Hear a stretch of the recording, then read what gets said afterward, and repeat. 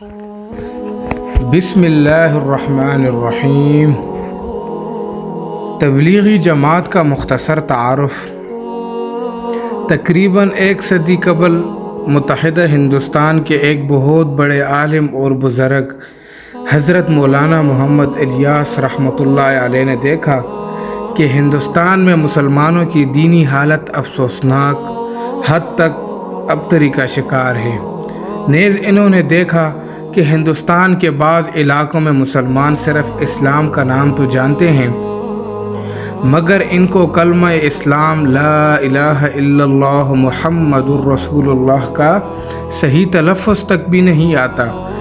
لہٰذا مسلمانوں کی یہ حالت دیکھ کر حضرت مولانا محمد الیاس رحمۃ اللہ علیہ کو دکھ اور صدمہ ہوا اور سوچنے لگے کہ مسلمانوں کی اصلاح اور تربیت کے لیے کس طرح کام شروع کیے جائے۔ چنانچہ اس مقصد کے لیے انہوں نے حج کا سفر اختیار کیا۔ وہاں جا کر مشاعر حج اور حرمین شریفین میں مقدس مقامات پر نہایت عجز و انکسار کے ساتھ اللہ تعالیٰ سے دعائیں مانگتے رہے کہ اے اللہ میرے لیے عام مسلمانوں میں دعوت کا راستہ کھول دے۔ اللہ تعالیٰ نے ان کی دعا قبول فرمائی اور اس کے لیے ان کا سینہ کھول دیا گیا۔ چنانچہ آپ حج کے بعد ہندوستان واپس تشریف لائے اور ہندوستان کے دارالحکومت دلی سے باہر بستی نظام الدین سے دعوت کا کام شروع کر دیا۔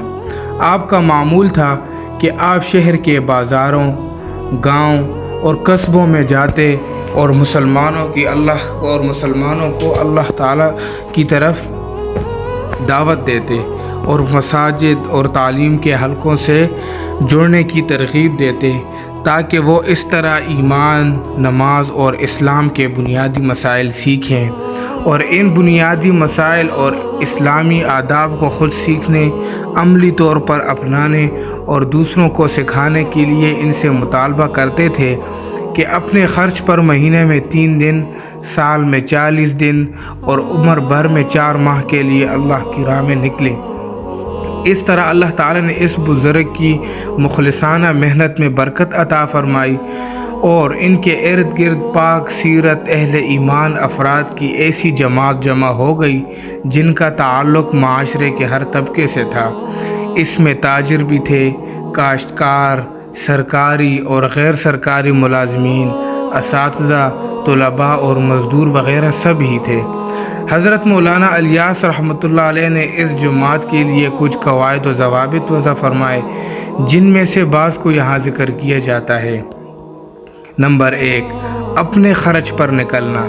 لہٰذا جو شخص بھی اللہ کی راہ میں نکلے وہ اپنی جیب سے خرچ کرے، کسی تنظیم کی طرف سے یا چندہ لے کر نہ جائے۔ اس لیے اگر کسی کو فرصت نہیں یا خرچ کی طاقت نہیں وہ اپنے محلے کی مسجد میں اور مقامی کام میں جڑتا رہے۔ نمبر 2، سیاسی امور میں دخل اندازی سے دور رہے۔ نمبر 3، اجتہادی، فروعی اور فقہی مسائل کو نہ چھیڑا جائے اور ہر شخص نے جو بھی فقہی مسلک اختیار کیا ہوا ہے اسی پر عمل کرے یا اس مسلک پر جو اس ملک میں رائج ہو اور پوری توجہ اور اہتمام سے ایمان، یقین، اخلاص، نماز، علم، ذکر، مسلمانوں کے اکرام اور ان کے حقوق کا خیال رکھے، دعوت اور خروج فی سبیل اللہ میں مصروف رہے۔ اللہ تعالیٰ نے اس بزرگ کی محنت میں ایسی برکت عطا فرمائی کہ جو دعوت ایک قریہ اور بستی سے شروع ہوئی تھی وہ ترقی کرتے کرتے ایک عالمی اور بین الاقوامی دعوت بن گئی۔ اس جماعت کے بارے میں میری یہ معلومات ہیں۔ اللہ تعالیٰ ہم سب کو نیک کام کرنے کی توفیق عطا فرمائے۔